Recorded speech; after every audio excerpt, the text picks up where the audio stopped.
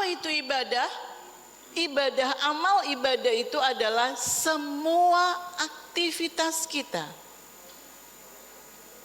Yang kedua, semua pergerakan kita. Ketiga, semua pekerjaan kita. Itu adalah amal atau ibadah, ibu-ibu. Karena selama ini ketika kita berbicara ibadah, kita sempit sekali, hanya berbicara tentang sholat, puasa, baca Quran, umroh, haji, hanya itu.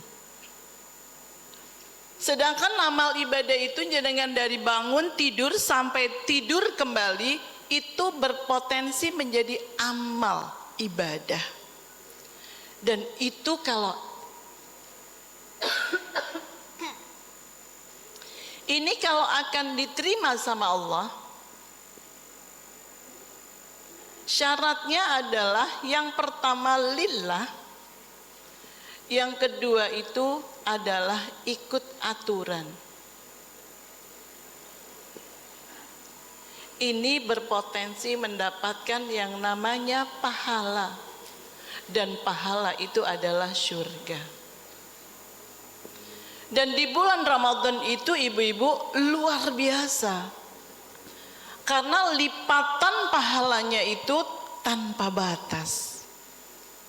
Puasa itu aku sendiri yang akan memberikan pahalanya. Begitu firman Allah. Nah, jadi ketika kita berbicara amal ibadah ini ibu-ibu, itu yang ada di bulan Ramadan. Jenengan nyapu, jenengan masak, jenengan sholat, jenengan baca Quran, itu adalah amal ibadah semuanya. Makanya ketika di bulan Ramadan ini kita harus berlatih. Untuk beramal ini kita harus ada persiapan ibu-ibu. Dan yang kedua, kita harus banyak berlatih.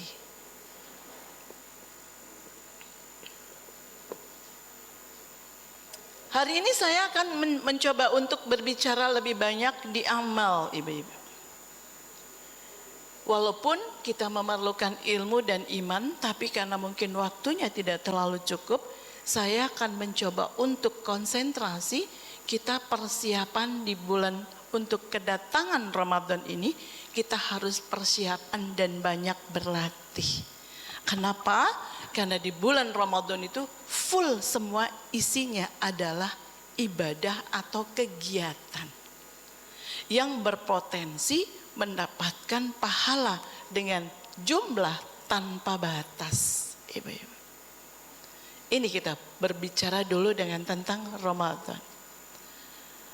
Persiapannya apa? Seperti jenengan nanti mau mantu. Ketika kita mantu itu persiapannya setahun loh bu. Sewa gedung di EKP nggak bisa 3 bulan. Catering, baju, semua persiapan. Kita ini harus benar-benar persiapan di bulan Ramadan. Mental, fisik, pengetahuan ini harus dipersiapkan. Jadi persiapannya bukan hanya bikin status Ramadan 20 hari lagi.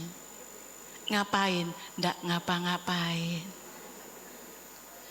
Jadi kita ini benar-benar melakukan sebuah aktivitas bergerak ibu-ibu. Amal ini salah satunya.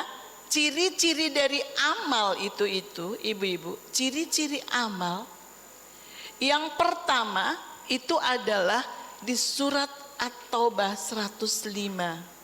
Apa kata Allah? Bergeraklah.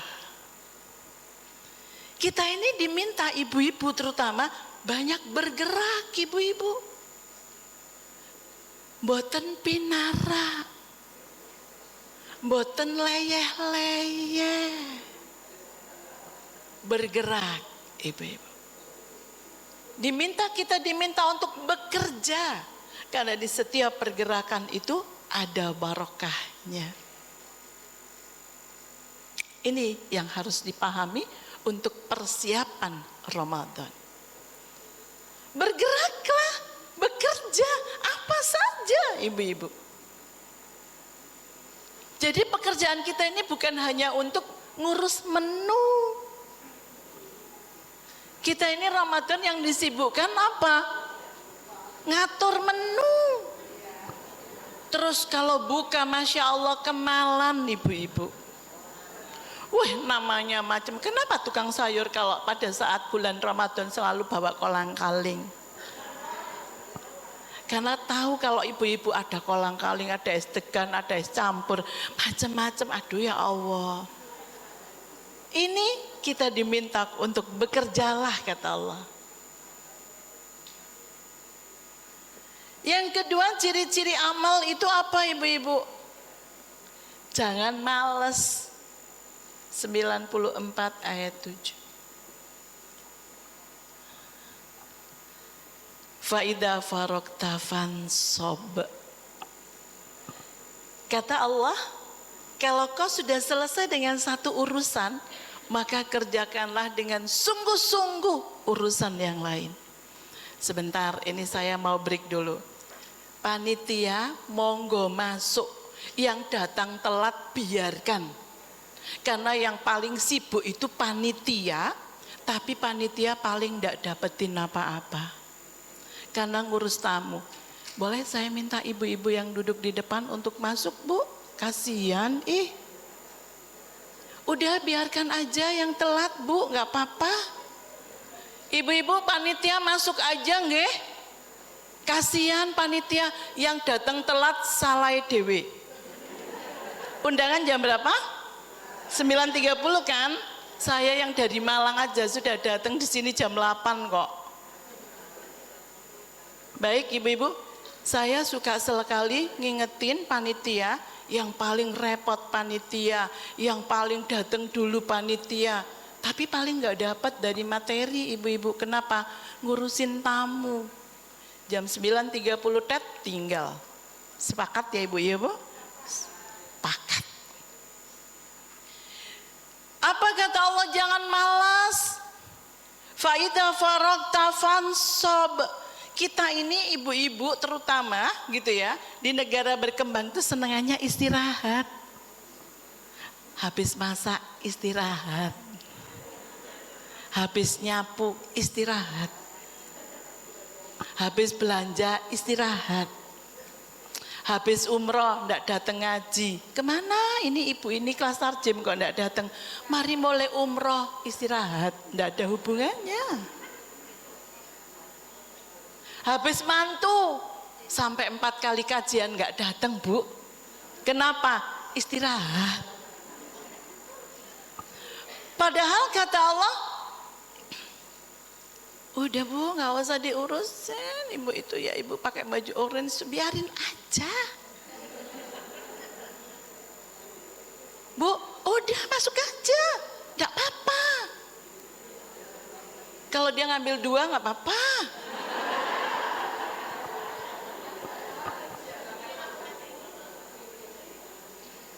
Sampun ibu panitia, ndak usah, biarin aja nggih. Jenengan mboten usah keluar lagi, kalau ada tamu biarkan. Ngambil 2 ndak ngambil ndak apa-apa. Baik. Saya teruskan ibu-ibu. Kita ini diminta apa? Kata Allah, kalau sudah selesai mengerjakan satu urusan, maka Masya Allah ini kata-katanya keren banget. Maka kerjakanlah dengan sungguh-sungguh urusan yang lain. Ini sama seperti Allah rasanya ngomong sama saya, Vi, kalau habis masak golek kerjaan yang lain. Kalau habis nyapu nyari pekerjaan yang lain. Ini adalah ciri-ciri amal ibu-ibu. Ini yang saya katakan bahwa inilah kita yang harus persiapkan di bulan Ramadan. Untuk Ramadan kapan? Sekarang di Sa'ban ini. Yang berikutnya apa ibu-ibu? 99 ayat 7.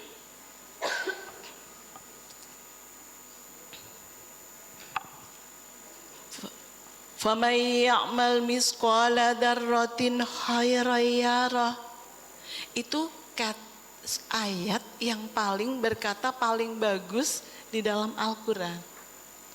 Maksudnya begini, jangan biarkan kebaikan itu tanpa kita dapetin sesuatu darinya. Jadi kalau ada kebaikan lewat, tangkep ibu-ibu. Enggak, kita ini Bu, kalau ada pekerjaan dikerjakan orang lain, alhamdulillah. Loh iya. Kita itu senang kalau misalkan ada cucian, tiba-tiba ada kodimah datang gitu ya. Saya aja yang nyuci piring, alhamdulillah. Saya jujur sedang belajar keras di poin yang nomor 3. Saya tidak ingin kalau kebaikan itu saya nggak dapetin, Bu. Setiap Senin, Kamis di pondok pesantren saya anak-anak itu puasa, Ibu. Dan saya tidak mau kebaikan itu saya nggak dapetin. Dan saya adalah orang pertama yang bangun untuk menyiapkan sahurnya anak-anak. Walaupun itu cuma noto susunya, masukkan di gelas itu susu sapinya, atau noto piringnya, itu saya lakukan. Saya tidak ingin itu yang hanya mendapatkan adalah orang-orang tertentu di pesantren saya. Kalau kodimah saya ini bikin mie, minimum saya yang rajang bawang berambangnya. Saya harus ikut kebaikan itu. Kalau mbak saya nyapu, minimum saya sudah lap mejanya. Jangan biarkan kebaikan itu berlalu tanpa kita dapatkan. Karena jelas kata Allah, "Fama ya'mal misqala dzarratin sarrayar." Ini ibu-ibu. Ini ciri-cirinya. Jadi bergerak, jangan malas. Setiap kebaikan kita ikut. Ada orang nyapu, bantu. Ada orang masak, bantu. Ada orang ngapain aja, bantu selama itu dalam kebaikan. Kita mah enggak. Kita itu ibu-ibu suka punya dalil gitu ya. Misalkan nih, ada kata-kata, Imam Syafi'i itu kalau bulan Ramadan khatam Quran 60 kali. Apa kata teman saya? Ya mesti mbak jadi Imam Syafi'i kerjanya mau Quran, gak kawin kan mana bisa gitu. Ada saya punya teman, ibunya umur 93 tahun. Khusus di bulan Ramadan, ibu ini khatam Quran 3 hari sekali. Apa kata teman saya? Ya mesti mbak wong wis tuwek, gak nang pasar, gak masak. Kita nggak pernah iri ibu-ibu. Kalau dia bisa, gue mesti bisa dong. Ini harusnya kita ibu-ibu. Tapi kita seringkali membiarkan kebaikan. Jadi kalau ada orang baca Quran banyak-banyak di bulan Ramadan, ikut kita. Kalau ada orang yang kita melakukan kebaikan di bulan Ramadan, harus ikut kita. Kalau ada orang yang bersedekah banyak, harus ikut kita. Ini ibu-ibu yang ingin mau saya sampaikan, ciri-ciri dari amal yang akan kita datangi di bulan Ramadan itu. Nah, latihannya apa? Latihan. Kenapa kita mesti harus berlatih? Oh iya, karena kita ini kadang-kadang overconfident. Apa saja yang harus kita latih? Yang pertama ibu-ibu, kita berlatih, setiap yang kita kerjakan itu harus lillah.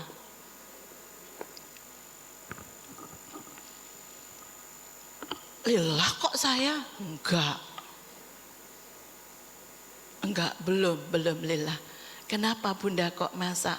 Loh kalau enggak masak anak saya makan apa? Enggak ada Allah itu belum lillah, ibu-ibu.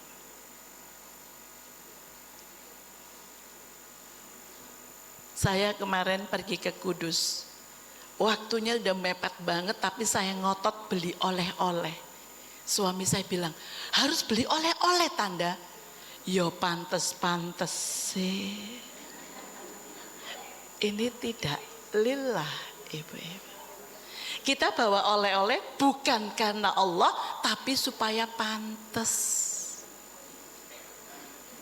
Ayo Pak, nengok Pak RT sudah seminggu sakit. Dia tuh lo baik banget sama kita. Waktu anak kita sakit ditengok, waktu kita sakit ditengok, apa-apa dibantu. Sekarang loh dia seminggu di rumah sakit, kok kita belum datang, gak enak. Ini belum lillah, ibu-ibu. Kenapa Bunda Evi nyapu rek gitu? Lo nek gak nyapu lah yo kotor. Ini tidak lillah. Ini sekarang latihan di Sa'ban ini. Kalau jenengan datang ke Jabal Daud, ke pesantren saya, anak-anak kecil saya kalau ditanya kenapa sholat? Karena disuruh sama Allah. Kenapa mandi? Karena disuruh sama Allah. Kenapa makan? Karena disuruh sama Allah. Kenapa tidak boleh misuh? Karena dilarang sama Allah. Kenapa dimaafkan nak? Karena disuruh sama Allah. Ini lillah, ibu-ibu. Dan kita harus banyak berlatih sekarang. Karena banyak pekerjaan kita ini tertolak karena belum lillah. Kenapa mandi? Aduh, Surabaya ini sumuk. Aktivitas mandi kita tidak dihitung pahala. Kenapa mandi? Karena disuruh sama Allah. Dan bonusnya dapat segar. Ini baru namanya amal ibadah yang diterima. Coba kita tengok ibu-ibu, banyak pekerjaan kita ini yang tidak mendapatkan pahala. Karena apa? Karena tidak ada unsur lillah di dalamnya. Paham sampai di sini ibu-ibu?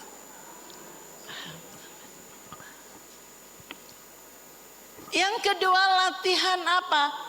Latihan amal. Apa saja yang harus dikerjakan yang paling menjadi pokok bahasan pada saat Ramadan yang paling banyak? Yang pertama, kita harus latihan sholat. Kok sholat latihan? Tiap hari loh kita ini sudah sholat. Iya, tapi kadang-kadang sholatnya masih serampangan ibu-ibu. Ada sebuah kisah yang saya sangat suka.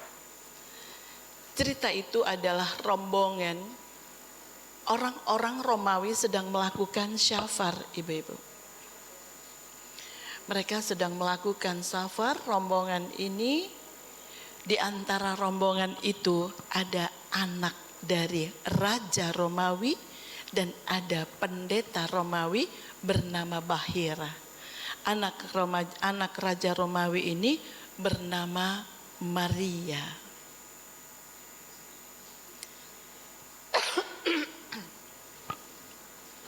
Ketika mereka bergerak, tiba-tiba mereka masuk ke sebuah kampung muslim. Dan ternyata orang-orang di kampung itu sedang akan melaksanakan sholat berjamaah. Lalu mereka duduk, tidak melanjutkan, duduk seperti ini. Mereka kepengen tahu ritual mereka sembahyang katanya. Lalu mereka duduk ketika imam dari orang muslim itu takbiratul ihram.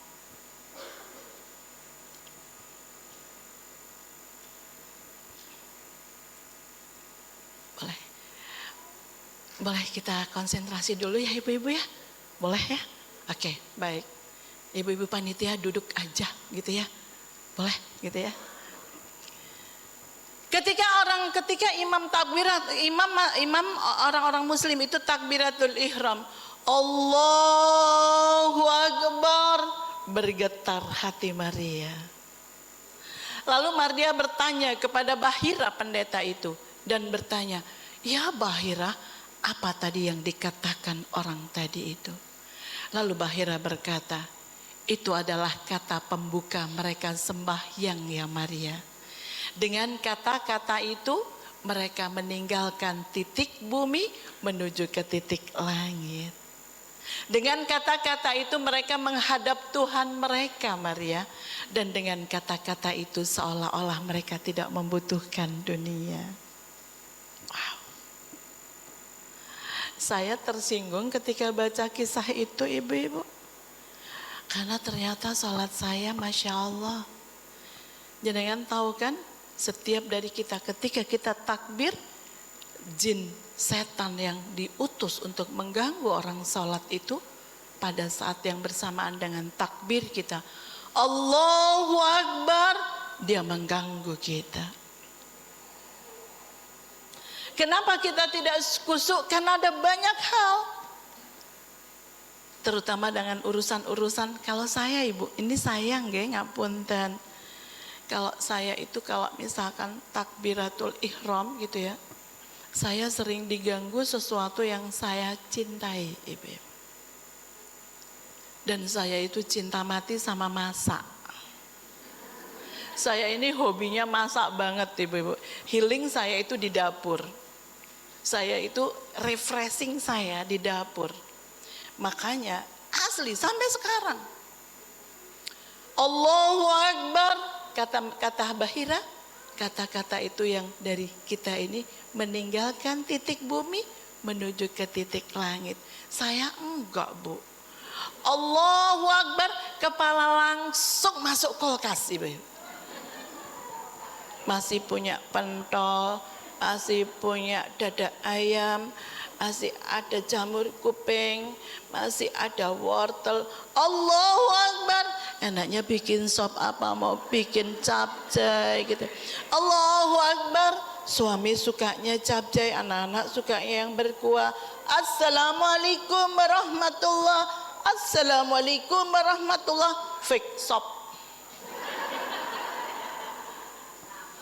Ini saya. Kok gitu sih? Gak boleh gitu ngikutnya. Kenapa sholatnya seperti itu? Ini tadi saya katakan, kenapa kita harus berlatihan ini ibu-ibu. Kenapa sholat kita tidak khusyuk ibu-ibu? Kenapa? Karena kita masih serampangan dalam sholat. Sholat subuh ibu-ibu pakai daster bekas tidur. Enggak sikat gigi. Rambutnya enggak disisir. Rambutnya kerwel, enggak disisir. Tapi kan nanti pakai mukena. Loh, Allah itu tahu yang zahir maupun yang batin. Terus udah gitu ibu-ibu mukena terakhir dicuci enggak jelas. Mukenahnya di sininya itu gendimbal kayak itu namanya mukenah di rest area yang kalau mau dipakai mukok itu. Sajadahnya juga kapan terakhir dicuci? Sudah Ustazah, Ramadan tahun lalu. Ini kita nggak persiapkan nih ibu. Kenapa kenapa kita ini nggak khusyuk? Ya ada banyak hal yang persiapan kita nggak betul. Kapan dimulai persiapan? Sejak adzan. Kalau adzan itu jenengan beraktivitas apapun berhenti dan ikutin sunnah untuk mengikuti suara adzan. Allahu Akbar, Allahu Akbar. Ikuti Allahu Akbar, Allah. Hayya 'alas shalah.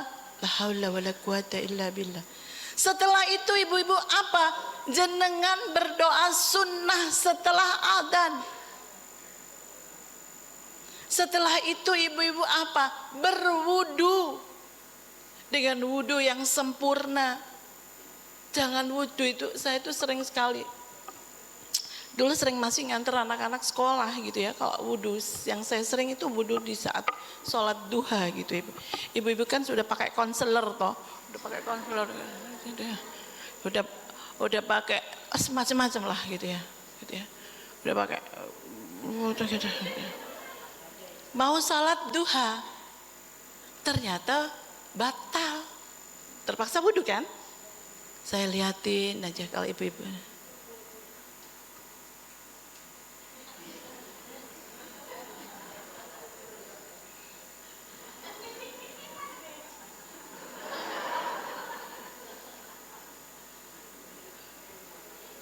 gimana salatnya mau syusyuk, nggak bisa.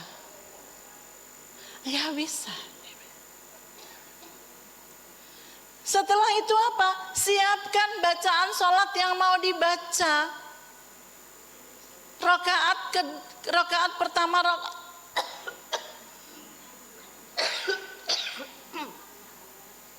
Rakaat pertama dan rakaat kedua itu disiapkan. Oh, saya rakaat pertama mau baca mutawwifin misalkan. Atau enggak lah, rakaat pertama baca an-naba. Ada yang baca salat subuh bacaan pertama an-naba? Ngono jarene Solihah. Rakaat pertama an-naba, rakaat kedua mutawwifin misalkan. Waladhdallin. An-naba. Sebentar lagi ada tamu lagi gitu. Qul ya ayyuhal kafirun. Rakaat kedua. Waladhdallin. Bukan saya. Lah, jelas kita ini sholat harus latihan ibu-ibu. Kenapa? Aktivitas di bulan Ramadan ini banyak dengan sholat, terutama tarawih. Dan jenengan harus memperbaiki kualitas dan kuantitasnya. Perbanyak sekarang. Di bulan Sya'ban ini perbanyak ibu-ibu. Sekarang latihannya. Kalau enggak, kalau jenengan enggak pernah sholat-sholat sunnah, nanti kayak tetangga saya itu, saya kan sholatnya di komplek. Kalau tarawih itu 2 rakaat salam kan, 2 rakaat salam. Assalamualaikum warahmatullah, assalamualaikum warahmatullah. Samping saya langsung jawil saya, empun pinten rakaat gitu. Artinya apa? Artinya dia sudah nggak tahan dengan banyaknya sholat. Kenapa? Karena nggak pernah berlatih. Siap ibu-ibu berlatih di sini? Siap ya? Tahu yang harus dilakukan? 20 hari lagi loh. Cukup insya Allah. Yang kedua latihan apa ibu-ibu? Latihan puasa. Tidak ada puasa sunnah yang paling banyak dilakukan Rasulullah seperti berpuasa sunnah di bulan Sa'ban. Bahkan Rasulullah itu puasa sunnahnya di Sa'ban ini sebulan penuh. Sekarang ibu-ibu latihannya. Kalau jenengan nggak pernah latihan, Masya Allah ibu-ibu, nanti jenengan pas Ramadan ngamuan. Mama iki poso.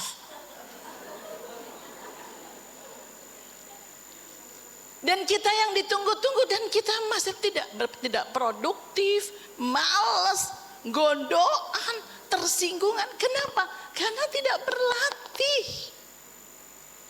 Kenapa Rasulullah perbanyak puasa sunnah di bulan ini? Kata beliau, bulan Sya'ban ini bulan diangkatnya semua amal selama 1 tahun.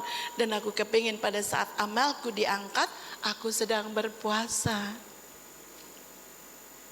Yang tidak pernah puasa sama sekali, yuk Senin Kemis masih ada waktu. Yang biasa Senin Kemis, yuk tambah Ayyamul Bid. Ayyamul Bid kan tidak harus di tengah bulan, 3 hari berturut-turut. Yang biasa sudah semua, yuk Daud yuk.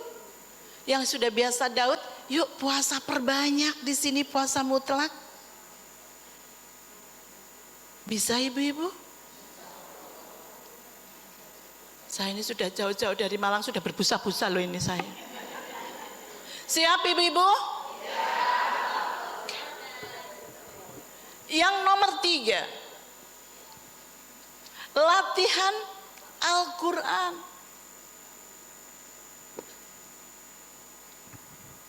Kenapa? Ramadan itu harus punya target ibu-ibu.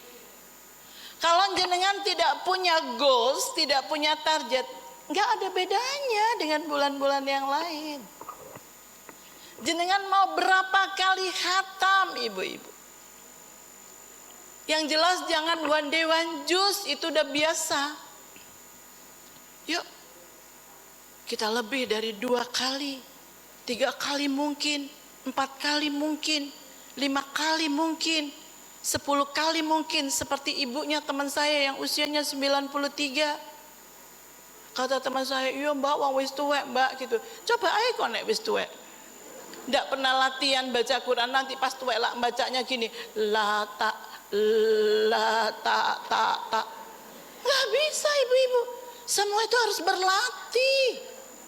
Kenapa namanya Rossi, pembalap motor itu, ketika musim kompetisi dia masih berlatih dengan sepeda motornya agar dia menaikkan performanya, agar dia menjadi pemenang. Ramadan ini semua dari kita bisa menjadi pemenang, ibu-ibu.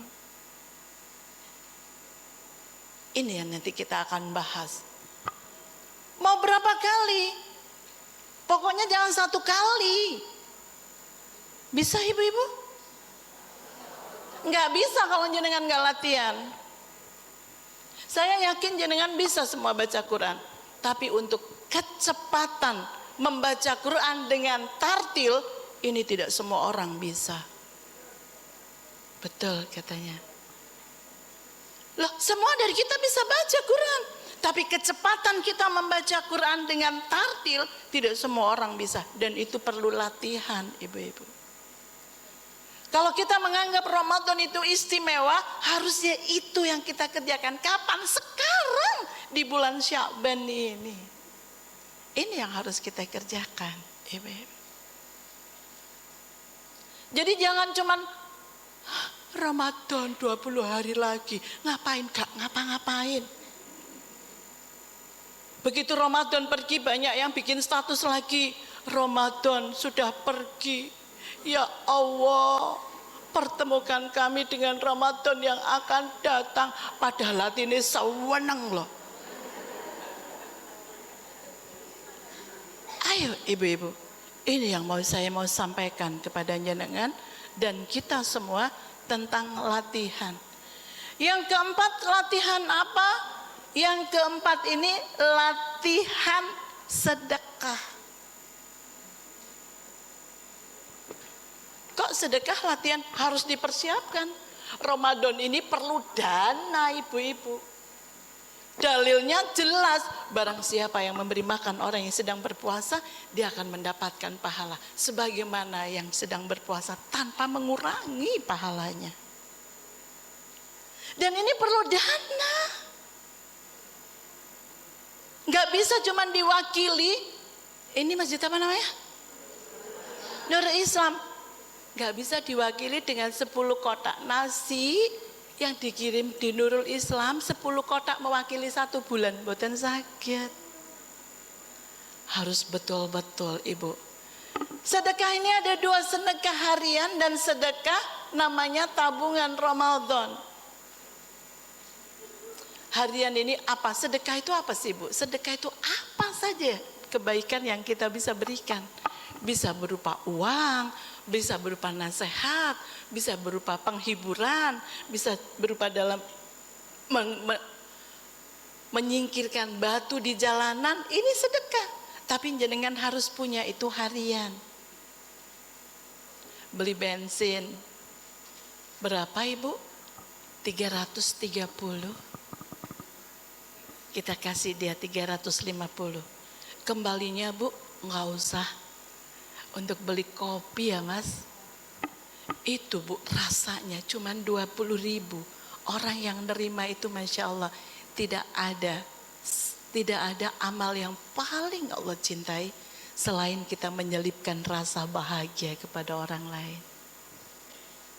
Ada bapak-bapak sepuh jualan mainan, kritik tik tik tik tik tik tik, berhenti beli. Ada orang jualan koran, beli. Ada orang yang jualan baling-baling kecil itu, harganya 10 ribuan, turun, beli. Pinten pak? 10 ribu. Saya beli 5 nggih. Oh sama ibu mau dijual lagi nggih. Mboten pak, cucu kula kathah. Kasih 100 ribu. Tidak akan jatuh miskin orang yang bersedekah, ibu-ibu. Tidak akan miskin. Tidak akan kaya orang yang pelit. Lakukan ini. Dan harus berlatih kita. Jadi kita kreatif. Hari ini saya mau sedekah apa ya? Ada bapak-bapak jualan pisang. Pinten bapak pisangnya? Sekawan doso 40 ribu. 50 50.000 doang nggih. Mentolo ibu-ibu. Ih, ibu-ibu tuh kalau namanya nawar itu nyelekit banget. 40.000 ditawar 50.000 dua. Mentolo toh Bu. Harusnya berapa Pak? 40. Ya udah Pak, saya beli 40, kasih 100.000.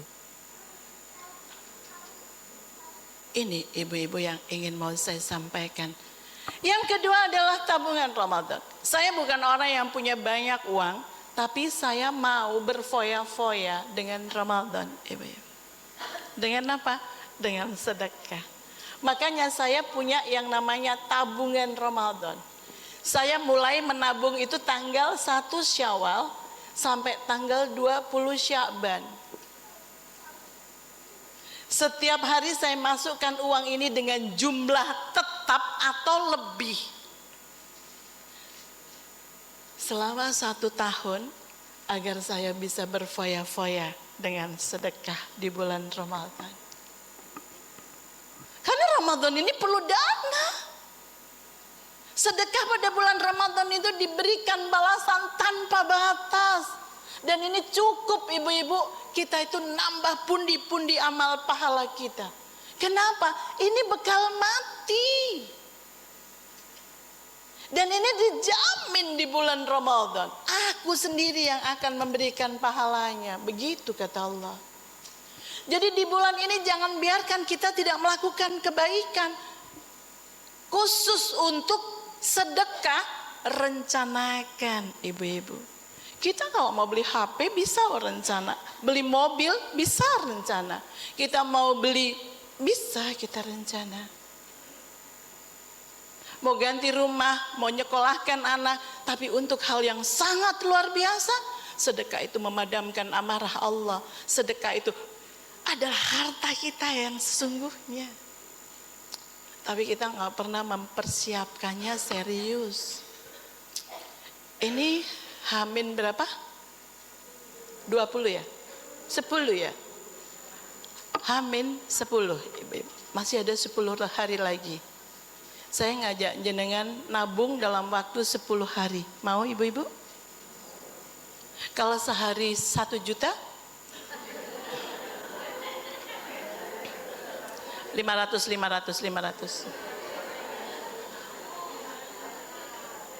Kalau sehari 500, jenengan punya 5 juta loh. Kebanyakan. 100. Ada berapa? 100 kali 1 juta. Telat tapi 1 juta itu cuman nggak bisa berfoya-foya itu. Intinya ibu-ibu, loh kalau saya nggak punya uang gimana? Jual emas gelang. Mumpung emas lagi mahal. 10 gram Bu, 30 juta loh wis. Ayo. Tapi itunya hilang itu Ustazah. Apa? Suratnya ada namanya I love emas. Di Royal. Saya ini bukan di endorse loh, tapi ini solusi Bu. Cincin 5 gram lumayan, 15 juta. Mau ibu-ibu? Lapo mau teko nang kajian. Ya ini sebenarnya ya ini pekerjaan kita tentang Ramadan. Persiapan itu ya ini. Yang nomor 5 ini sesuai dengan topik kita hari ini tentang ukhuwah. Ukhuwah itu adalah hubungan antar sesama ibu-ibu. Khusus di bulan Sya'ban ini untuk menyambut Ramadan, yang harus kita kerjakan adalah bersih-bersih ibu-ibu. Bersih-bersih apa? Bersih-bersih hati. Di surat Asy-Syu'ara dikatakan begini bunyinya. Jangan engkau hinakan diriku kelak, duhai Allah, di mana harta dan anak-anak itu sudah tidak lagi berguna.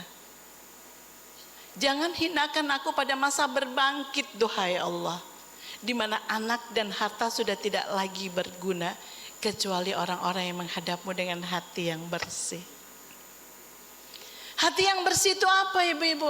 Hati yang bersih itu yang tidak ada amarah, tidak ada hasad, tidak ada dengki, tidak ada dendam. Ini namanya hati yang bersih. Kalau jenengan pernah disakiti orang, pasti. Tapi jenengan jangan lupa, jenengan juga mungkin pernah nyakitin orang. Kalau kita tersakiti, pasti ibu-ibu kita juga pernah menyakiti orang. Tapi di dalam Al-Quran ini, untuk ukhuwah ini ada sebuah tutorial betul yang dikatakan untuk membersihkan hati. Untuk membersihkan hati, ibu-ibu, Masya Allah, ada satu kata yang namanya maafkan. Mau Ramadan itu atau mau Idul Fitri itu bukannya minta maaf. Minta maaf lahir batin ya, sepurone kosong-kosong. Jadi siapa kosong-kosong? Pede banget kosong-kosong. Yang ada tuntunan itu adalah maafkan, ibu-ibu. Walaupun meminta maaf itu adalah bagian dari keelokan akhlak. Jadi kata maaf ini ibu-ibu boleh sebenarnya. Saya mengatakan maaf itu bisa memaafkan, bisa meminta maaf. Ini kita berbicara tentang ukhuwah. Dalilnya apa? Dalilnya ini di surat Ali Imran 159. Apa yang pertama, ibu-ibu, kalau kita punya masalah dengan seseorang, maafkan. Kata maaf itu, ibu-ibu, ada dua yang ingin mau saya sampaikan di sini dan mudah-mudahan kita termasuk di dalamnya.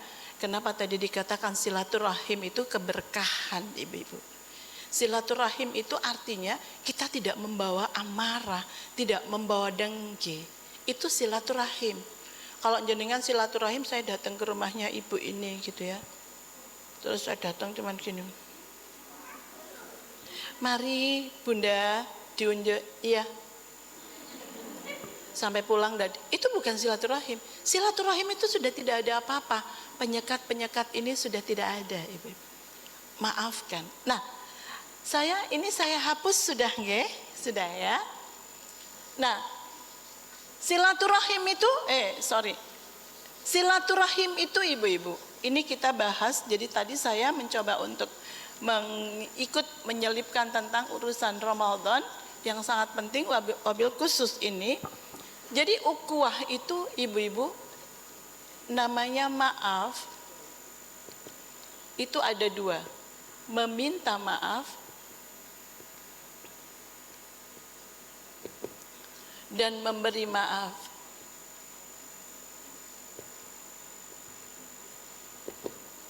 Tapi ini tidak diwakili dengan salaman saja, enggak. Dan inilah yang dikatakan yang bisa menghasilkan silaturahim. Kalau jenengan belum bisa ini, jenengan belum tidak dikatakan ini. Silaturahim itu sudah tidak ada apa-apa di antara mereka berdua. Saya akan membahas dulu yang nomor satu. Meminta maaf. Ada dua sahabat, ibu-ibu. Ada orang solih. Yang satu namanya Abdullah bin Zubair.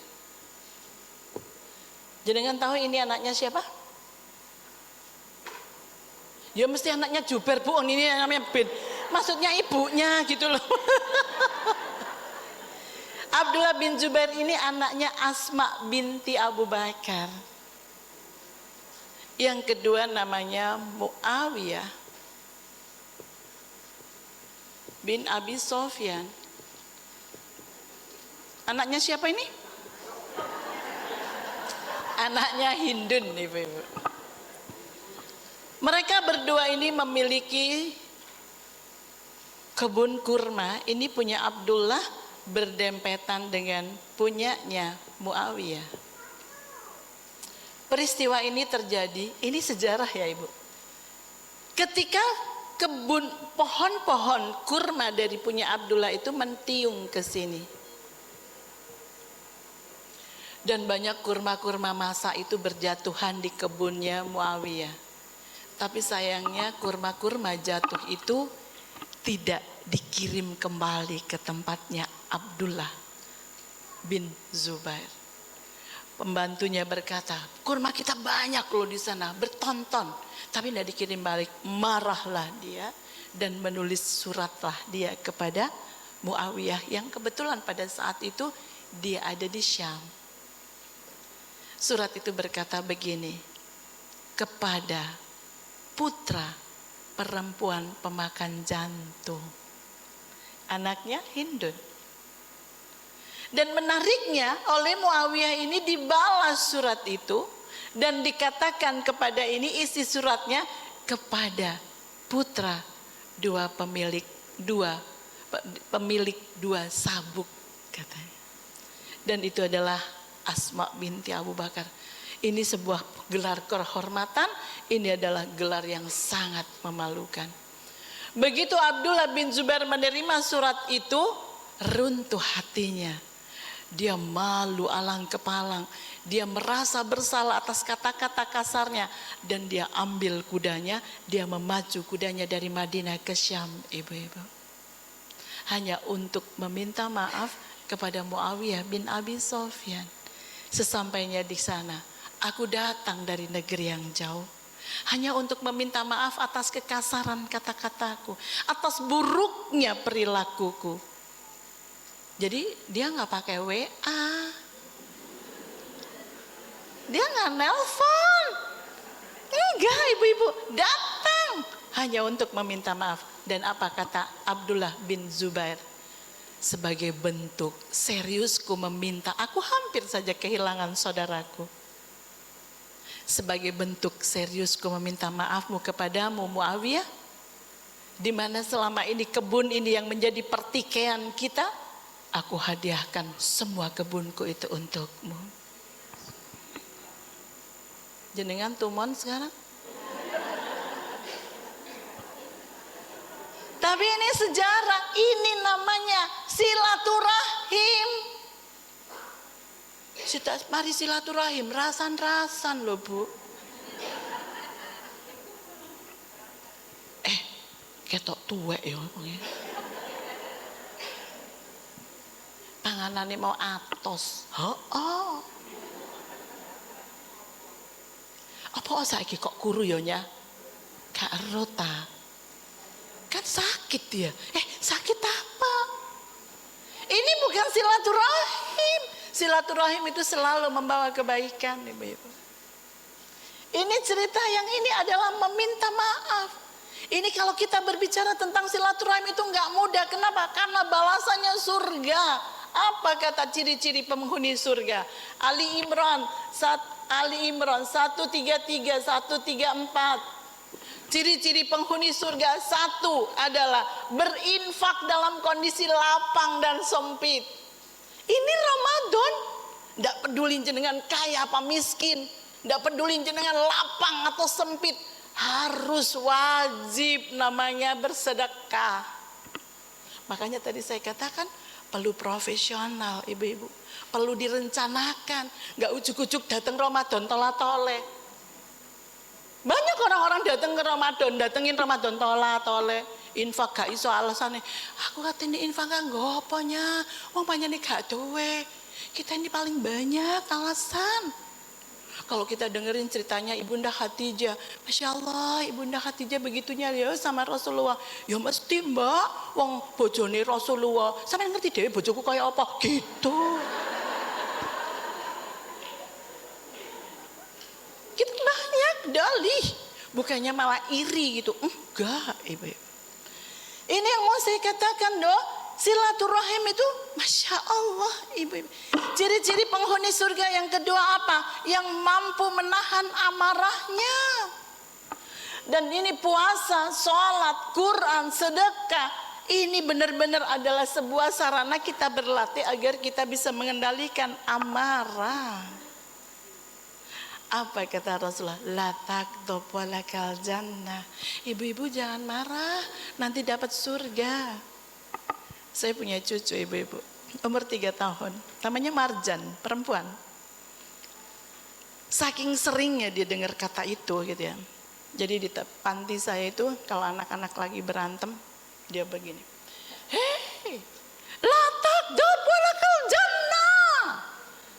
Jangan marah kakak-kakak, niscaya kamu dapat surga. Kamu tidak mau nanti dipanggil sama Rasulullah di telaga Kausar, nggak mau dikasih minum tah. Dan nancep ibu-ibu. Saya liatin gitu, anak ini cocok buat orasi di depan kedutaan Amerika gitu. Kadang-kadang dia mimpin anak-anak, kakak-kakaknya yang di panti tempat saya kan SD ya Bu. Dia masih 3 tahun. Dia bilang, ayo kakak-kakak, ikutin aku. Mereka lihat apa? Free Palestine gitu. Beneran. La taghdab walakal jannah. Ciri kedua adalah mampu menahan amarahnya. Dan ini ada tutorialnya Ibu. Kalau marah itu nggak pakai tutorial, nggak ada kan tutorial marah, tutorial rasan-rasan, nggak ada kan? Tutorial tidak marah itu ada. Nomor 1 apa ibu-ibu? Pada saat jenengan marah, tutorialnya supaya tidak marah apa? Baca. Loh, jangan istighfar. Kalau jenengan marah baca istighfar tuh gini loh ibu. Kalau kita ini sedang punya salah sama Allah gitu ya, saya bilang habis rasan-rasan beliau, ya Allah, saya sudah membicarakan keburukan beliau. Astagfirullah ya Allah, ampuni saya. Pelan Bu istighfar. Tapi kalau jenengan marah, istighfarnya modelnya gini. Astagfirullahaladzim. Dari nada salah sudah wes. Tidak ada namanya istighfar model begitu. Paham ya? Tutorial agar tidak marah nomor 1 adalah tawud ibu-ibu. Apa tawud? A'udzubillahi minasyaitonirrajim. Yang nomor 2 apa ibu-ibu? Duduk. Jadi kalau jenengan sudah tawud masih marah, duduklah. Karena setan itu suka sekali yang tinggi. Kalau masih marah apa ibu-ibu? Berbaring. Ambil posisi paling rendah. Kalau masih marah apa Bu? Ambil wudhu. Kalau masih marah apa Bu? Sholat ibu-ibu. Kalau masih marah, disolati. Jauh. Dari ta'awud sampai sholat itu panjang, sik ngamuk nemen. Salati. Yang nomor 3 apa ciri-ciri penghuni surga? Yang memaafkan kesalahan orang lain. Ini silaturahim. Jadi silaturahim itu bukan cuma datang ketemu salam-salaman tapi masih gondok, bukan. Silaturahim itu mampu meminta maaf seperti ceritanya Abdullah bin Zubair dan Muawiyah bin Abi Sofyan. Dan yang kedua, mampu memberi maaf. Dan khusus di Quran, memberi maaf ini ibu-ibu itu luar biasa. Di surat Yusuf.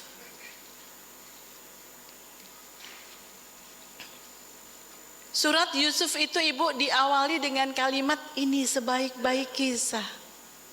Ditutup dengan kalimat ini sebaik-baik kisah.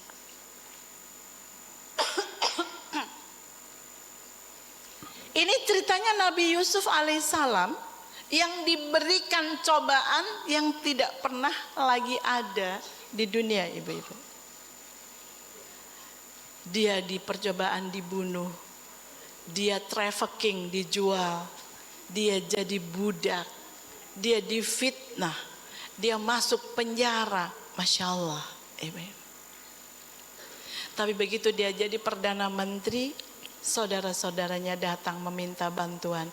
Apa kata Nabi Yusuf alaihissalam?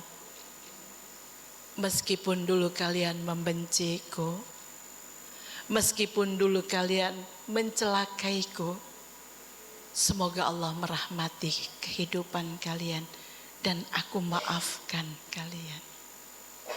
Beri mereka bahan makanan untuk dibawa ke kampungnya.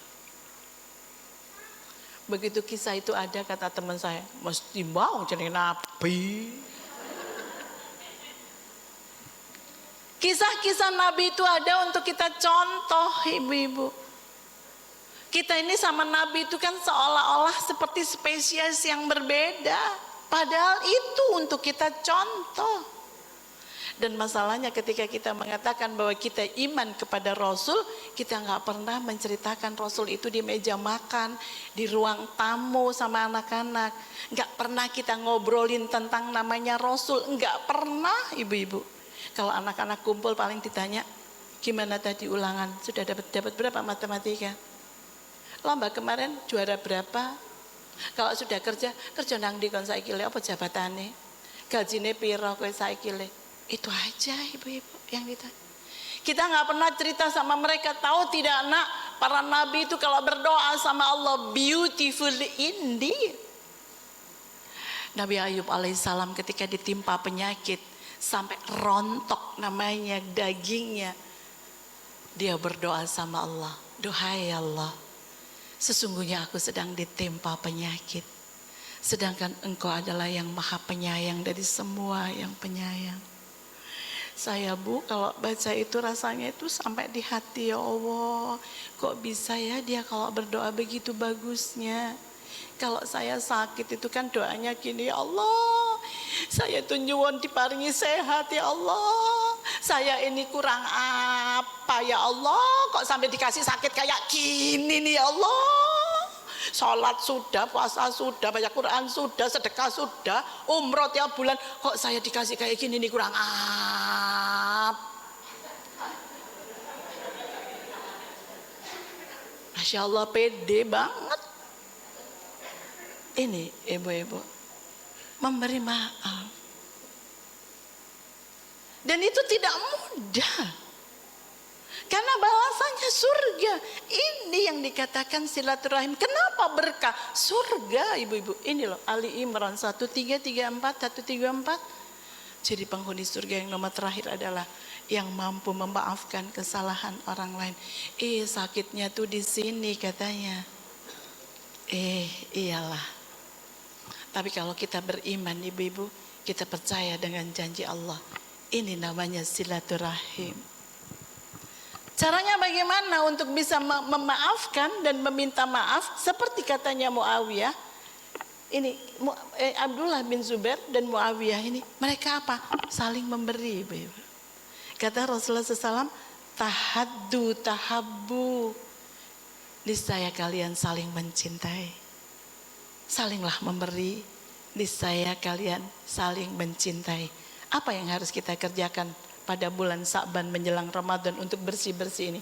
Bikin daftar nama orang-orang yang pernah nyakiti hati jenengan, yang pernah memfitnah, yang pernah jengkelin pokoknya. 1, Bu Budi.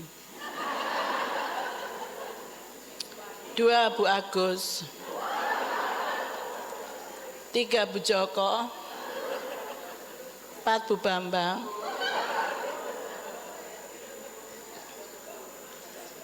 Ini contoh loh Bu. Apa? Tahaddu tahabbu. Ini mau Ramadan, bersihkan hati dengan apa? Memberi maaf, ibu-ibu. Karena itu yang paling penting. Caranya gimana? Bu Budi, jenengan bikin kolak labu pisang semacam atau kolak duren. Jenengan datangi rumahnya Bu Budi. Assalamualaikum. Udah 3 tahun gak bertegur sapa. Begitu dibuka dia kaget, "Hah!" gitu kan. Dan jenengan bilang, kebetulan kemarin kami ini panen duren. Ini saya bikin kolak duren, Bu. Saya tahu ini Senin biasanya jenengan puasa. Mudah-mudahan ini bisa untuk buka puasa. Bisa, Bu?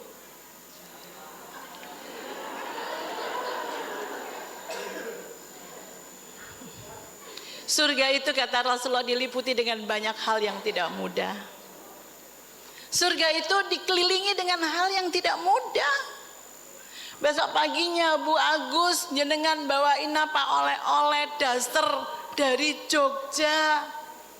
Kebetulan kami kemarin dari Jogja, Bu. Ini kebetulan ada daster, mungkin bisa untuk ganti-ganti basahan. Besok paginya dibuat keset. Kita kalau ngasih itu kan terserah, Bu. Begitu saya ngasih jenengan, misalkan saya ngasih mukena gitu ya. Tadinya milik saya, kan sekarang milik jenengan kan? Dan saya sudah tidak memiliki hak apa-apa kan dengan barang ini. Tidak usah ditanya-tanya lagi. Cocok tak dasternya? Tidak usah. Ya apa jajane enak ta? Nggak usah. Itu dasar mau dibikin horden, mau terserah. Paham Ibu-ibu? Hal-hal sederhana tapi kita ini menyalahi syariat loh. Barang yang bukan lagi milik kita, kita masih berkepentingan. Ini dikasih apa dipinjemin sih? Dia mau kasihkan sama pembantunya, terserah. Tapi rasanya dongkol. Ya Allah, dasar sing aku angel-angel golek tiga bantu nih. Ini silaturahim, Ibu. Bu Joko, kasih mukena. Bu Bambang, jenengan mau ngasih apa sama Bu Bambang? Mumpung ada Bu Bambang di sini. Ini silaturahim, Ibu. Baiklah. Sampai di sini, oke, sampun Ibu-ibu. Kajian saya kajian aplikatif, nggih. Bagaimana caranya kita mengerjakan sesuatu sunnah itu dengan cara mudah. Baik. Nah, apa sih yang akan kita dapatkan pada saat di bulan Ramadan ini? Apa sih yang akan kita dapatkan? Ini yang kita dapatkan, Ibu-ibu. Dari tadi kita berbicara latihan, dari tadi kita berbicara persiapan, sekarang kita akan berbicara tentang satu Ibu-ibu yang didapat pada Ramadan. Dan ini janji Allah. Al-Baqarah, ini yang nomor 1, Al-Baqarah 183. Khusus Ramadan itu Ibu-ibu ada hal khusus yang kita harus sadar bahwa ada sebuah seruan dari Allah yang mengatakan ya ayyuhalladzina amanu. Yang dipanggil hanya orang-orang beriman. Sayang sekali saya tidak punya banyak waktu untuk membahas tentang iman Ibu-ibu, karena di sini kutiba alaikumusiyam. Artinya Ramadan itu identik dengan puasa. Dan puasa ini adalah bulan kita berlatih untuk menahan semua dari nafsu-nafsu kita. Nafsu makan, nafsu tidur, nafsu marah, nafsu gibah, semua puasa, Ibu-ibu. Jadi kita ini diminta untuk berpuasa di bulan ini yang khusus untuk orang-orang beriman aja.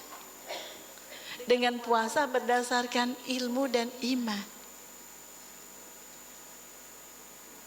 Agar apa janji Allah? Kalau kita berpuasa di bulan ini, kita akan diberi janji menjadi orang-orang la'allakum, menjadi orang-orang yang bertakwa.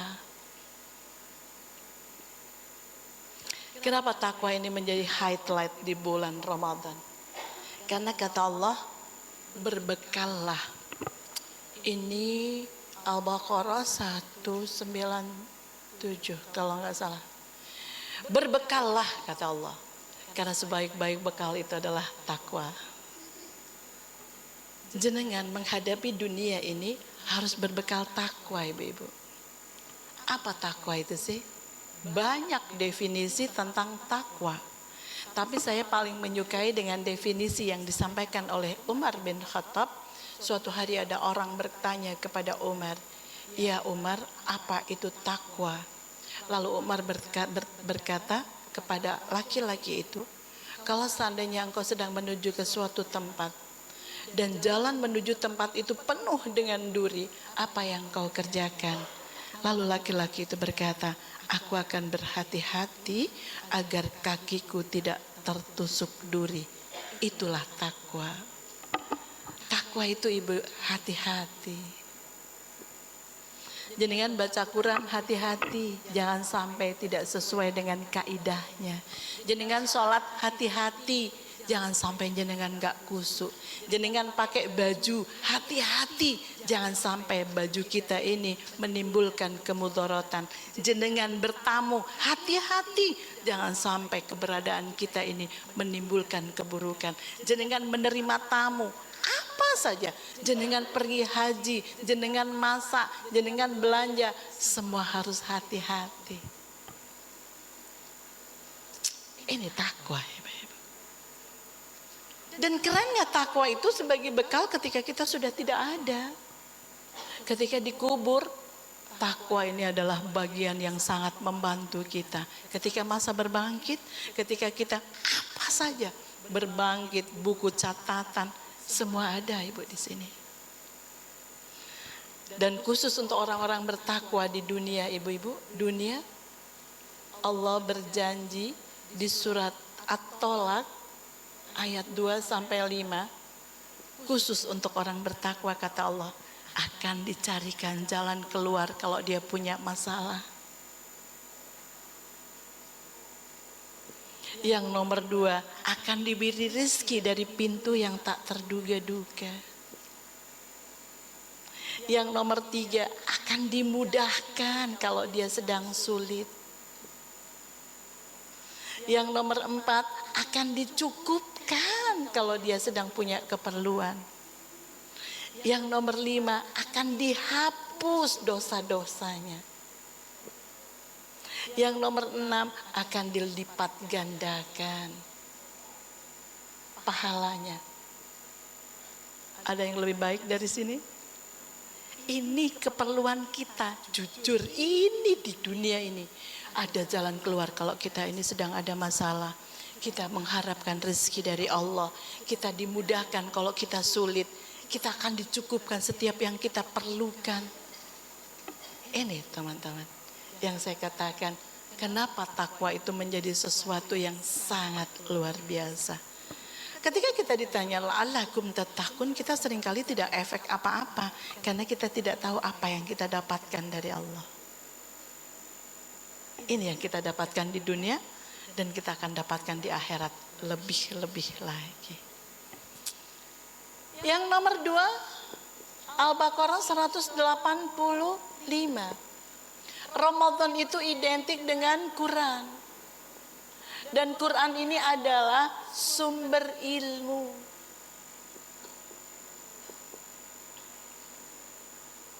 Kita harus memperbanyak interaksi kita dengan Quran, ibu-ibu. Harus di bulan Ramadan, karena ini sumber ilmu.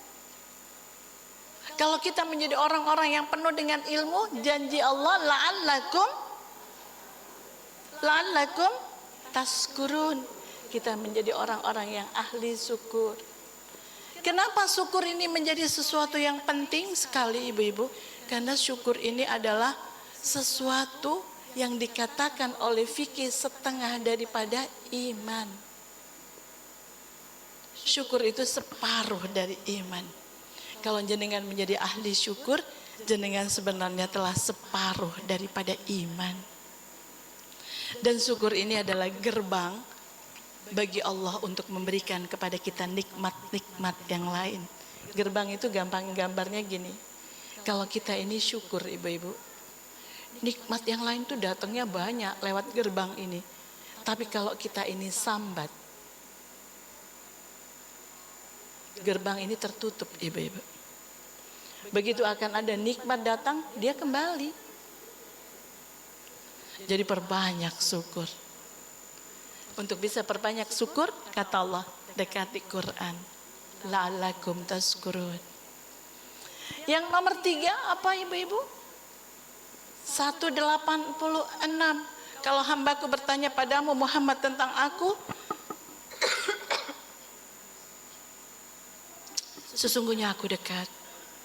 Dan aku akan kabulkan orang-orang yang berdoa apabila mereka berdoa padaku. Di ayat lain dikatakan bahwa apabila mereka berdoa aku akan kabulkan. Aku lebih dekat daripada urat lehermu sendiri. Jadi Ramadan ini apa ibu-ibu? Sahrul doa. Ramadan ini sahrul doa, bulannya berdoa. Makanya kita sekarang berlatih untuk berdoa. Banyak orang-orang bertanya, saya itu kalau berdoa sering nggak tahu mau doa apa. Masya Allah ibu-ibu, doa itu banyak sekali. Satu doa karena doa itu adalah tali penghubung antara langit dan bumi. Doa itu ibu-ibu, Masya Allah, untuk siapa? Untuk diri kita sendiri. Untuk diri sendiri itu banyak bu yang kita perlukan. Ya Allah, mampukan saya sholat dengan baik. Mampukan saya sholat dengan khusyuk. Mampukan saya membaca Quran dengan baik, banyak dan benar. Mampukan saya bersedekah dengan banyak ya Allah. Mampukan saya menjadi orang-orang yang bersabar ya Allah. Jadikan hamba menjadi istri yang salihah ya Allah. Jadikan banyak ibu-ibu yang untuk diri kita sendiri. Allahumma inna as'aluka hubbaka ya Allah wa hubba man yuhibbuka ya Allah wa hubba amalin yugharibuni illa hubbi. Doa ya Allah, sesungguhnya aku tuh mengharapkan cintamu dan orang-orang dan cinta orang-orang yang mencintaimu, dan jadikan hamba ya Allah menjadi orang-orang yang mencintai amal yang bisa mendekatkanku pada cintamu. Allahumma inni ala dzikrika wa syukrika wa husni ibadati. Rabbana atina min ladunka rahmah wa hayyi lana min amrina rasada. Ya Hayyu ya Qayyum bi rahmatika astaghis aslih li sa'ni kullah wa la takilni ila nafsi tarfata ain. Untuk diri sendiri banyak loh yang diminta. Kita sudah minta apa? Ya Allah, saya itu mau jadi konglomerat. Itu doa saya bu, serius. Kenapa anak saya banyak? Anak-anak saya di panti banyak. Saya supaya tidak meminta-minta. Saya supaya tidak perlu sama orang lain selain kepada Allah. Jadikan saya konglomerat. Suami saya kalau dengar itu, dah, tuh ngomong dah, lu gak apa-apa. Untuk siapa yang nomor 2 bu? Untuk orang tua.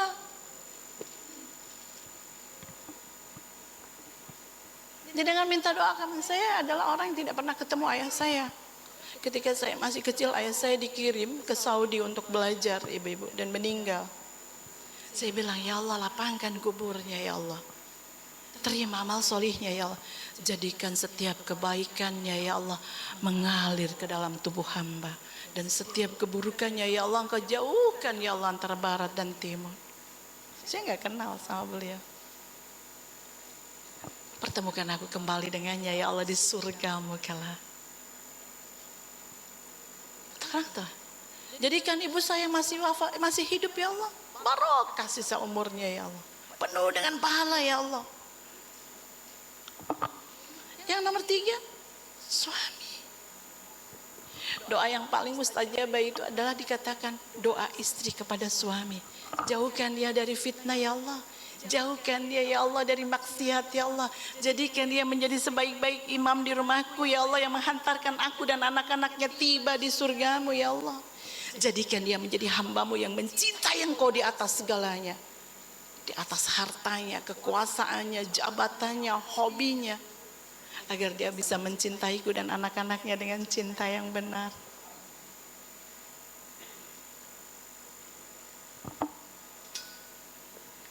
Anak-anak. Anaknya ada 3. Beda yang diminta, Bu. Karena mereka punya kelebihan dan kekurangan masing-masing. Ada menantu, ada cucu.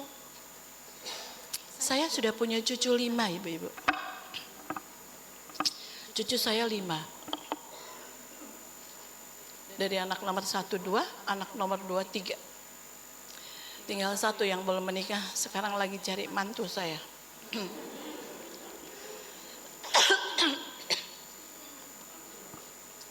Ini. Selanjutnya siapa? Guru-guru kita, ibu-ibu. Saya kalau ngedoain guru itu, sampai kadang-kadang kayaknya nggak masuk akal. Selain guru-guru yang saya belajar di Indonesia, guru-guru Indonesia yang saya belum pernah ketemu, seperti contohnya Ustadz Budi Ashari, saya suka sekali dengerin parentingnya, sirah beliau. Saya bilang, ya Allah, jadikan ilmunya manfaat barokah. Jadikan ya Allah, keluarganya sakinah mawaddah warahmah. Pertemukan saya suatu saat nanti ya Allah. Guru-guru syekh-syekh yang dari Timur Tengah yang saya selalu ikuti kajiannya, cuma di YouTube. Tapi saya doakan satu, ya Allah, Syekh Fauzan bin Fauzan, Syekh Sulaiman Ar-Ruhaili, Syekh Abdul Razak, Syekh Singkiti, Syekh bin Bas, Syekh Utsaimin, Allah yarham. Ya Allah, ketemukan saya dengan Syekh Fauzan bin Fauzan, ya Allah. Sampaikan dia ke Jabal Daud. Gak apa-apa kan, Bu? Gak apa-apa. Kalau ketemu sama saya nanti saya ngomong pakai bahasa apa yang gak tahu. Tapi saya doakan, serius. Jadikan ilmu yang saya ambil dari beliau, ya Allah, barokah. Satu-satu saya sebutin. Siapa? Saudara, adik, ipar, bude, pakde, bule. Doakan. Siapa? Sahabat, saudara, teman. Kata Abu Darda, setiap sujud akhirku, aku selalu mendoakan 70 teman-teman dan sahabatku. Nggak usah 70, jangan nanti malah bingung. 2 aja setiap sholat. Apa kata Allah? Kalau kita mendoakan orang, kata Rasulullah SAW, kalau kita mendoakan orang lain tanpa sepengetahuan yang kita doakan, akan ada satu malaikat yang di atas kepalanya yang menjadi wakilnya dan mengaminkan doanya. Amin ya Allah. Apa kata malaikat itu? Walakum bimisli. Semoga engkau juga mendapatkan sebagaimana yang engkau mohonkan untuk dia ya Evi. Amin ya Allah. Ini doa, ini di bulan Ramadan agar apa? La'allakum yarsudun, mendapat petunjuk ibu-ibu. Syukur, petunjuk, takwa. Itu mutiara-mutiara dunia yang sampai di surga. Ini tentang Ramadan. Kita bahas dari sisi yang lain. Semoga kita menjadi orang-orang yang mendapatkan ini semuanya pada saat Ramadan besok. Karena kita serius. Karena kita serius apa ibu-ibu? Karena kita serius berlatih dan mempersiapkan. Terakhir ibu-ibu.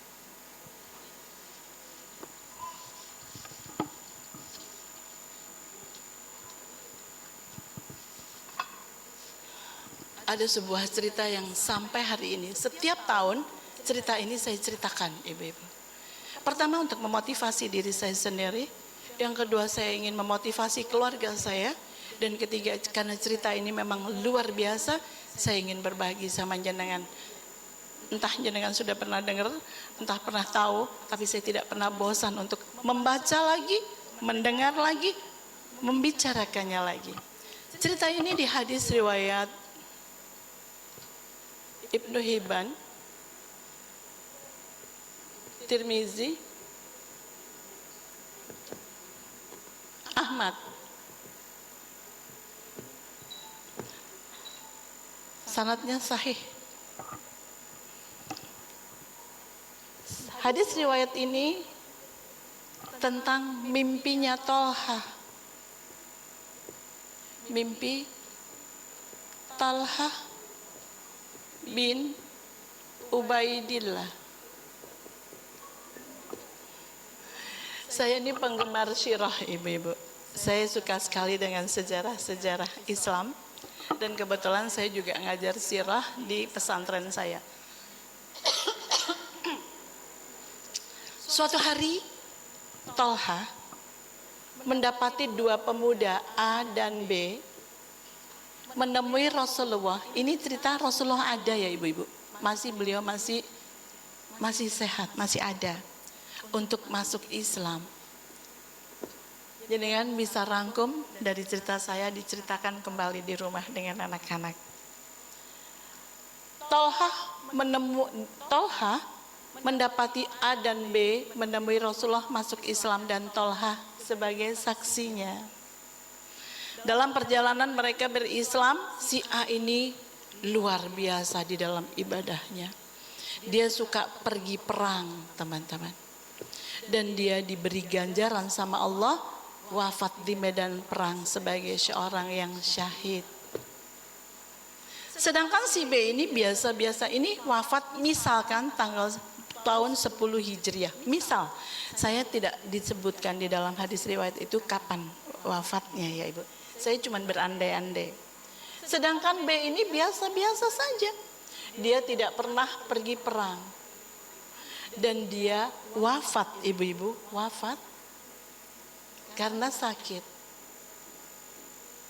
di tempat tidurnya. Dan dia wafat tahun 11 Hijriah. Pokoknya antara dia ke sini ini beda 1 tahun. Suatu malam Talha bermimpi ada di depan gerbang surga. Mohon maaf, saya cuma memberikan gambaran saja, pastinya gerbang surga nggak begini ya ibu-ibu. Dia bertemu dengan A, B, dan Talha ada di situ, di depan gerbang surga. Ini hadis riwayat ya ibu, ini saya bukan ngarang gitu ya. Dan Talha sangat amazed, Masya Allah, ketemu dengan dua pemuda yang sudah wafat, yang pada saat mereka masuk Islam Talha menjadi saksinya. Tiba-tiba ada malaikat keluar dari gerbang surga, meminta si B ini masuk lebih dulu ke dalam surga. Kata Talha, loh kok si B? Bukankah si B ini wafatnya belakangan? Bukankah yang luar biasa syahid ini kan si A? Kenapa si B dulu yang masuk surga? Lalu malaikat itu keluar lagi dan meminta si A untuk masuk ke dalam surga sebagai orang kedua setelah si B. Talha betul-betul tidak bisa mengerti itu.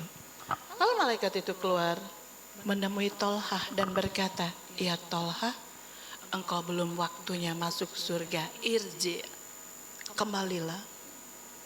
Dan Talha terbangun dan dia tidak bisa tidur sampai pagi. Keesokan harinya Talha langsung bercerita kepada teman-temannya tentang mimpinya. Dan sayangnya tidak semua dari teman-temannya tidak ada yang percaya. Tidak mungkin. Kita lo tahu siapa dia bro. Ini lo syahid. Ini lo kita tahu dia loh. Lagian dia wafatnya duluan. Sampai kegaduhan itu terdengar oleh Rasulullah SAW. Dipanggillah Talha. Kenapa ya Talha? Lalu Talha bercerita tentang mimpinya. Kenapa yang masuk surga itu B dulu ya Rasulullah? Bukankah engkau sendiri yang mengatakan bahwa orang yang mati syahid itu dikuburnya tidak membawa dosa sama sekali. Ketika dia dikuburnya diberikan tontonan surga yang akan ditempatinya. Diberikan tontonan bidadari-bidadari yang akan menemaninya. Di kepalanya itu diberikan disematkan mahkota yang cahayanya melebihi dari sinar matahari. Dan engkau sendiri ya Rasulullah, engkau yang mengatakan kepada kami, orang yang mati syahid itu dia akan bisa memberikan syafaat kepada 70 keluarganya untuk masuk surga yang sama. Lalu kenapa yang masuk surga si B dulu, bukan si A? Lalu Rasulullah berkata kepada Tolha, ya Tolha, tahukah engkau bahwa si B ini wafat 1 tahun setelah A ini syahid? Sadaqta ya Rasulullah. Tahukah engkau ya Tolha bahwa dalam 1 tahun itu si B bertemu dengan Ramadan, dia sholat dengan Ramadan, dia membaca Quran dengan Ramadan, dia sedekah dengan Ramadan, dia berbuat amal soleh dengan Ramadan. Tahukah kamu ya Tolha, orang yang pernah bertemu dengan Ramadan dan melakukan semua amal baik, pahalanya mampu mengalahkan pahala orang yang mati syahid sekali. Dan kedudukan mereka di surga seperti langit dan bumi. 10 hari lagi kita akan ketemu Ramadan. Kalau jenengan tidak mempersiapkan diri, kita menjadi orang-orang yang merugi. Selamat bersiap-siap, selamat berlatih, selamat bekerja keras, ibu-ibu, agar apa yang dikatakan Rasulullah kepada Tolha itu juga untuk kita. Terima kasih sudah mendengarkan saya. Mohon maaf lahir dan batin. Subhanakallahumma bihamdika asyhadu an la ilaha illa anta astaghfiruka wa atubu ilaik. Assalamualaikum warahmatullahi wabarakatuh.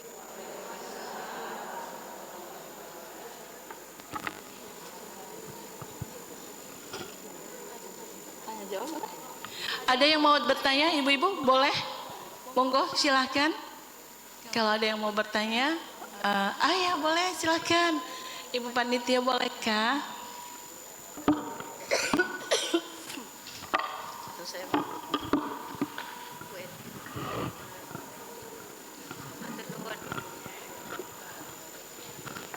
Bismillahirrahmanirrahim. Assalamualaikum warahmatullahi wabarakatuh. Waalaikumsalam warahmatullahi wabarakatuh. Dengan ibu siapa? Terima kasih Ustazah, saya Bu Eti dari Kedurus. Dari dengan Bu Eti. Bu Eti, sebelum jenengan bertanya, saya dulu nanya, jenengan dapat apa yang paling berkesan dari materi kita hari ini? Alhamdulillah, ini yang mau saya tanyakan kepada Ustazah. Apa yang sudah sama Ustazah tadi semuanya mengena kepada saya, khusus pribadi. Mohon maaf yang lainnya saya tidak tahu. A sampai Z semuanya. Kekurangan pasti itu yang kena kepada saya. Kekurangan diri saya maksudnya. Ini Ustazah tentang memaafkan. Abote luar biasa. Ding. Dan mohon maaf, saya punya rasa sakit hati yang belum bisa terobati sampai detik ini. Dan itu saya tidak ingin dan tidak mau minta sama Allah karena saking sakit hatinya. Baik. Gitu. Tapi ternyata memang sakit hati itu tidak enak ya Ustazah ya. Seolah menggerogoti hati saya, jiwa saya. Bagaimana sih Ustazah cara untuk saya bisa mengobati dan menghilangkan rasa sakit hati saya? Matur nuwun. Wassalamualaikum warahmatullahi wabarakatuh. Waalaikumsalam. Masya Allah. Mudah-mudahan ini bisa mewakili dari yang lain ya Bu Eti ya. Kayaknya yang lain sama gitu ya, termasuk saya. Saya mau menjawab dengan sebuah cerita, ibu-ibu. Saya ini punya anak ragil yang belum menikah itu loh. Ketika dia SMA, dia ikut Olimpiade Festival Basket. Mewakili sekolahnya. Karena dia jago basket, ibu. Di menit ketiga, dia dihabisi sama lawannya, dia dibikin cedera. Dan dia cedera parah, ACL, MCL. Jadi saraf di kaki lututnya ini putus.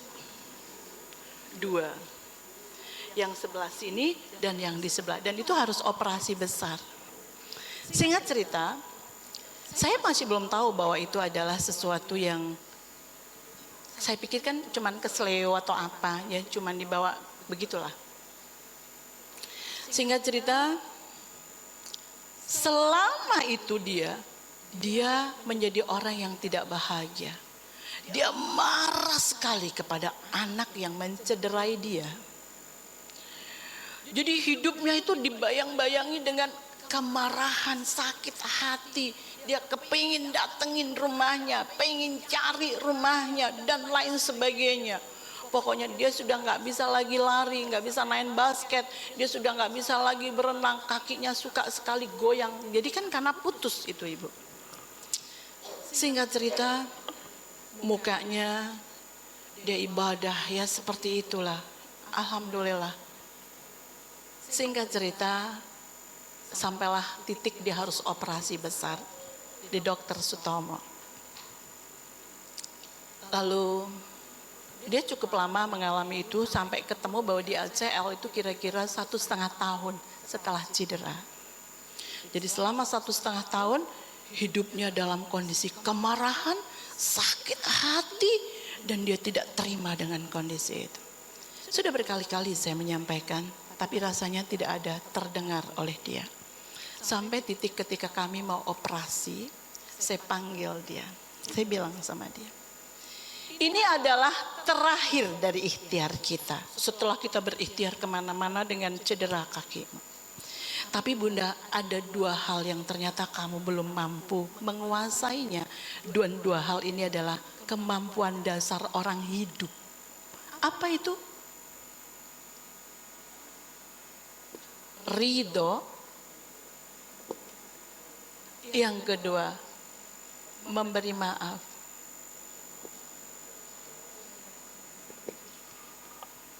Ketika engkau dalam kondisi terdolimi seperti ini, siapa aja terdolimi macam-macam ya. Bisa fisik, bisa hati, bisa perilaku, bisa ditipu, macam-macam, bisa difitnah. Ketika kita terdolimi itu, sebenarnya itu atas izin Allah. Kalau semua manusia di dunia ini berserikat dengan jin, mencoba melindungi engkau agar tidak cedera, tapi kalau Allah tetapkan kamu cedera, engkau cedera nak. Sebaliknya kalau semua manusia bekerja sama dengan jin, akan mencelakaimu, tapi kalau Allah tidak izinkan engkau celaka, engkau tidak akan celaka. Jadi semua kejadian dalam hidup kita ini sebenarnya atas izin Allah, saya bilang. Dan engkau tidak ridho dengan itu, selamanya engkau tidak akan pernah hidup bahagia. Yang kedua, anak yang mencederaimu sekarang udah kuliah, udah makan pisang goreng, makan burger, sudah nonton TV, udah main basket, sedangkan engkau terpikat dengan sebuah kemarahan yang berkelanjutan, sedangkan dia sudah lupa dengan apa yang dia kerjakan. Engkau seperti orang yang minum racun dan mengharapkan orang lain mati. Engkau membuat kerak-kerak sendiri di kapalmu sampai kau tenggelam. Kalau 2 hal ini tidak engkau bisa lakukan, nak, percuma kita mau operasi, tidak ada gunanya. Pikirkan ini malam hari ini, 20 tahun ini anak ini saya kasih tahu itu. Setelah itu besok kita bicarakan lagi.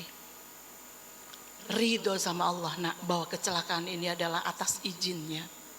Maafkan dia, karena ini adalah jalan terbaik agar engkau mendapatkan ridho Allah yang lain. Keesokan harinya ibu-ibu, ini cerita beneran. Dia bilang, semalaman aku Bunda memikirkan omongan Bunda serius. Ayo kita berangkat. Operasi Dokter Sutomo waktu itu, dan mahalnya luar biasa ibu-ibu. ACL, MCL.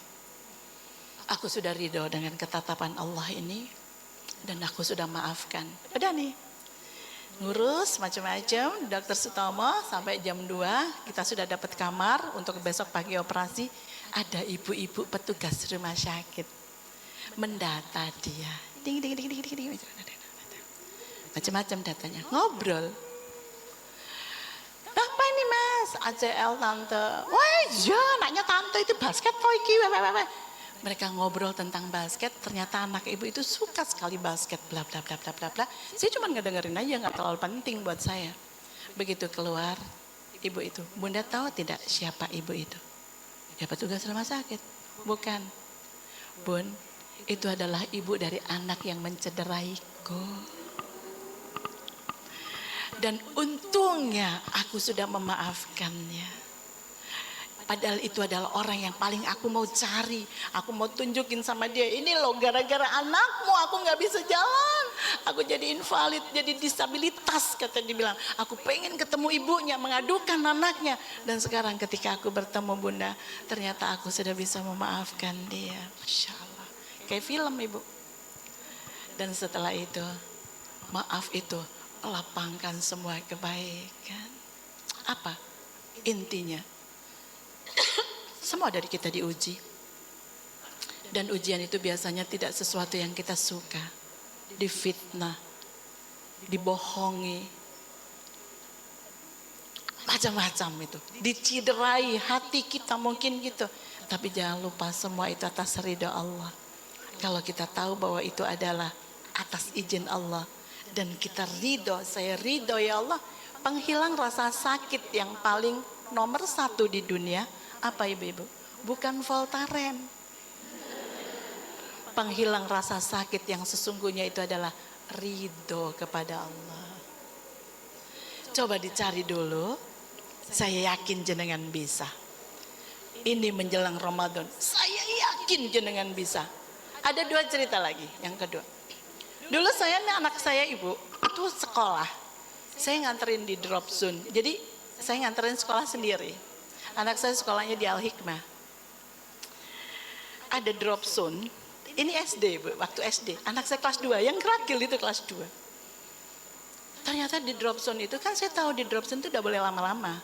Ternyata anak saya kehilangan sesuatu yang harus dia cari di mobil sehingga saya cukup lama di daerah drop zone itu. Tiba-tiba ibu-ibu ada satpam. Dia marah sekali dengan saya. Mobil saya digebrak-gebrak. Apa dia bilang?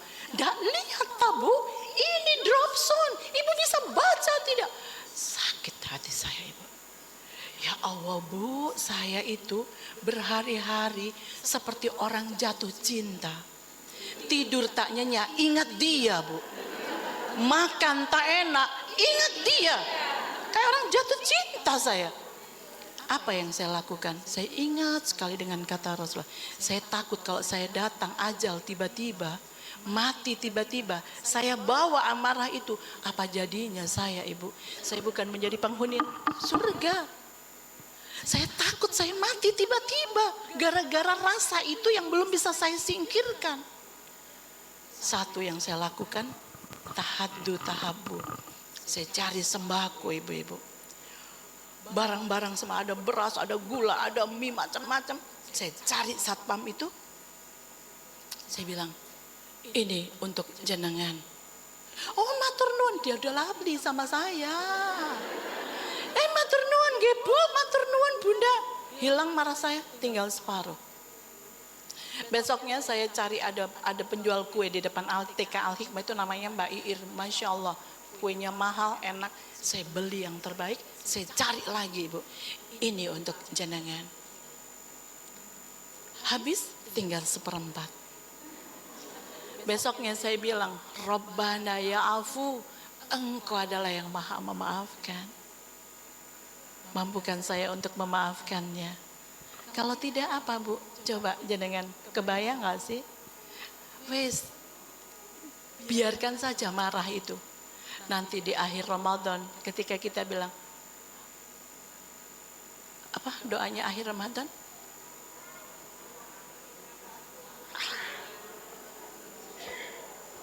Afuwun tuhibbul afwa wa'fu anni. Di mana? Gak dapet kita. Gak dapet pada saat akhir Ramadan ketika kita minta doa itu, minta dimaafkan sama Allah.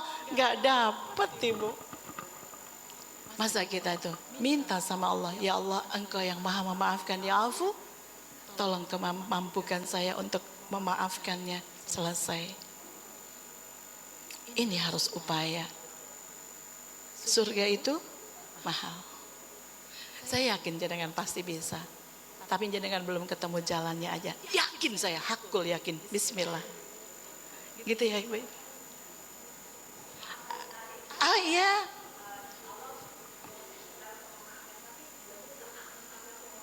Enggak boleh. Memaafkan nggak bisa. Itu maaf dengan syarat. Maaf itu kayak ini loh tadi. Siapa namanya? Abdullah bin Zubair.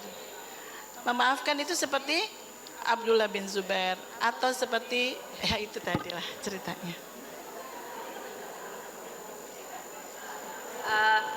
Iya, ya wis tak maafno. Tapi saya nggak mau ketemu itu maksudnya supaya hati saya nggak terluka, nggak tersakiti lagi. Pokoknya aku memaafkan. Belum memaafkan. Belum memaafkan. Tapi kalau kita tidak mau berdekatan supaya takut kita ini mengalami pengalaman yang kedua masih boleh. Tapi bukan ndak nyopo, bukan ndak berseteguh, enggak. Sudah nggak ada apa-apa. Nah, angel surga itu. Baik, next. Pertanyaan berikutnya ada? Ada yang bertanya lagi, Bu Ibu? Baik, kalau nggak ada, kita tutup dulu ya Ibu-Ibu dengan kafaratul majelis. Subhanakallahumma wa bihamdika asyhadu an la ilaha illa anta nastaghfiruka wa atubu. Assalamualaikum warahmatullahi wabarakatuh.